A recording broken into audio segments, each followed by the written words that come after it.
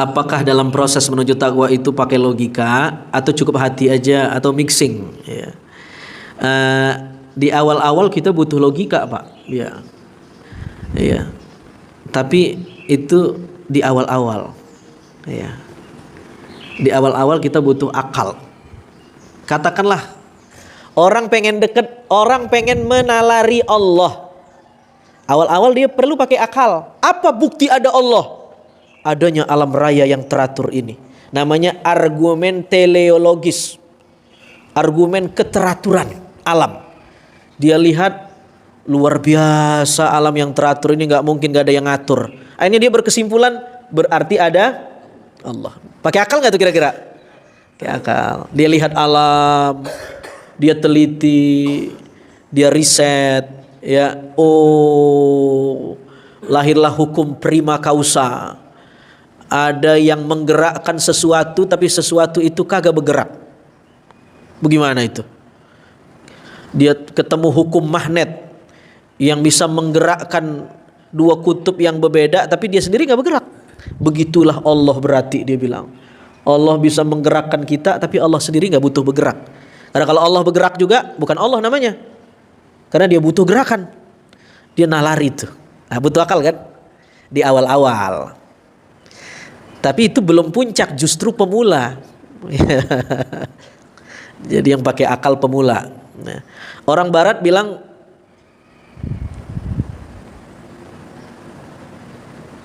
seeing is believing, dia bilang. Melihat adalah iman. Jadi mereka tidak mau beriman kalau belum melihat.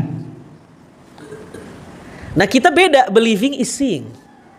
Iman dulu baru kamu bisa melihat. Beda kan perspektifnya, Pak?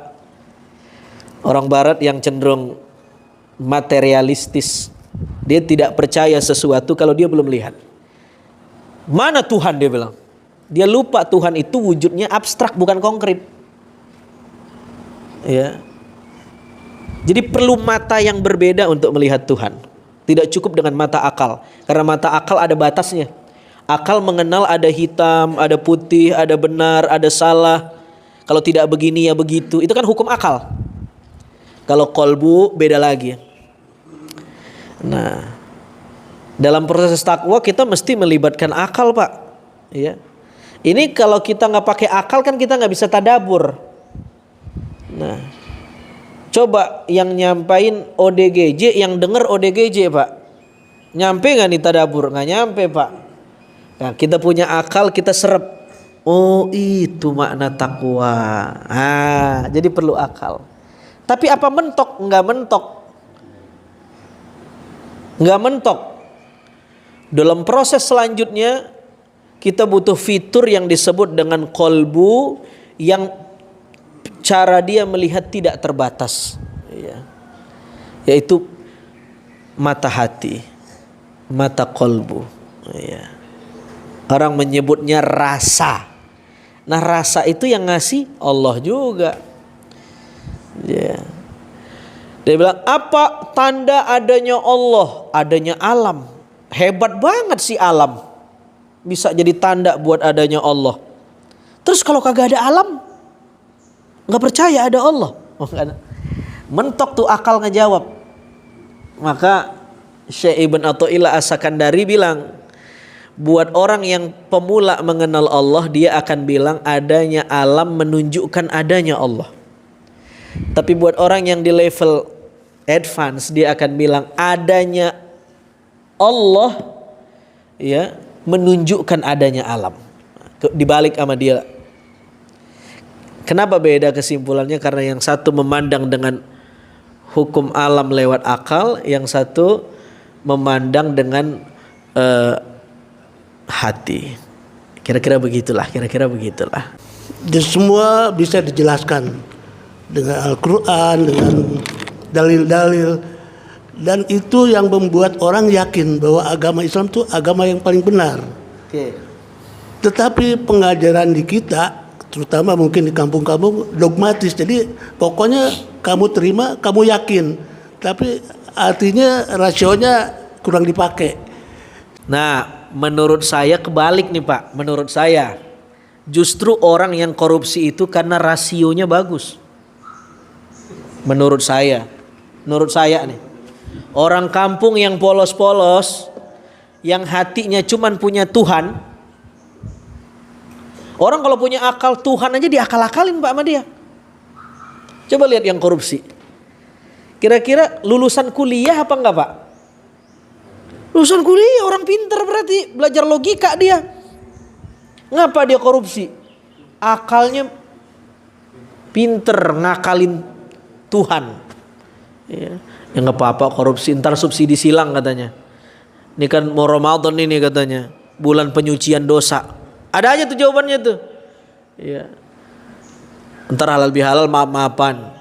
Ya, segala macam. Kan akal. Orang kampung yang polos itu justru menurut saya justru mereka ya lebih apa? Terlihat tidak, memang di satu sisi mereka kurang rasional, tapi di saat yang sama mungkin mereka lebih apa adanya, lebih tulus. Dulu di zaman Nabi juga begitu. Ada kelompok kota, ada kelompok desa, namanya Badui, Arab Badui. Arab Badui ini kalau nanya sama Nabi, wah resek-resek, ngeselin. Pertanyaannya itu sesuatu yang kadang nggak perlu ditanya. Iya. Nabi, Allah di mana ya? Begitu-gitu dah. Nah orang kampung. Tapi dia nanya bukan ngeledek Pak. Tulus. Kadang-kadang nanya Muhammad, teriak-teriak. Mau nanya teriak. Lah karena memang mereka tinggal di gunung, suaranya terbiasa besar. Bukan karena dia ingin menjatuhkan muruah Nabi. Itu wisdomnya orang kampung. Iya. Menurut saya. Jangan-jangan kita orang kota kudu belajar sama orang kampung. Iya, soal wisdom. Nah, tapi lihat juga kampungnya. Karena sekarang kampung udah terkontaminasi sama orang kota juga. Iya. Jadi tidak selamanya logika pendidikan itu membuat manusia menjadi manusia seutuhnya. Iya. Ingat, di atas rasional ada lagi namanya suprarasional. Iya kan? Jadi mana di sinilah kita butuh bukan cuman akal. Kalau akal mah banyak yang pinter. Banyak. Coba lihat di ILC itu. Kan kalau ngomong pinter semua, sampai kita nggak tahu mana yang salah. Setiap yang ngomong kayaknya dia bener. Iya nggak? Nggak ada antagonis di situ. Orang hebat semua. Tapi kan mesti ada yang salah. Tapi nggak ketahuan karena berakal semua Pak. Itu bahayanya akal. Ya. Di samping dia berpotensi menjadi orang lebih baik, tapi akal bisa membuat manusia menjadi bahaya. Dia mesti punya hal yang lain yang disebut dengan rohani. Rohaninya mesti diisi, dipoles, dan disitulah Islam datang. Karena kalau cukup akal, cukup rasional, bukan nabinya bukan Muhammad tapi Aristoteles, ya enggak, Sokrates. Enggak perlu Muhammad yang jadi nabi. Kenapa Nabi Muhammad? Ya, karena Islam punya cara pandang yang beda. Ya, tidak cukup dengan logika. Bukan berarti nggak perlu logika. Artinya tidak cukup dengan logika. Perlu rohani, perlu kacamata rohani.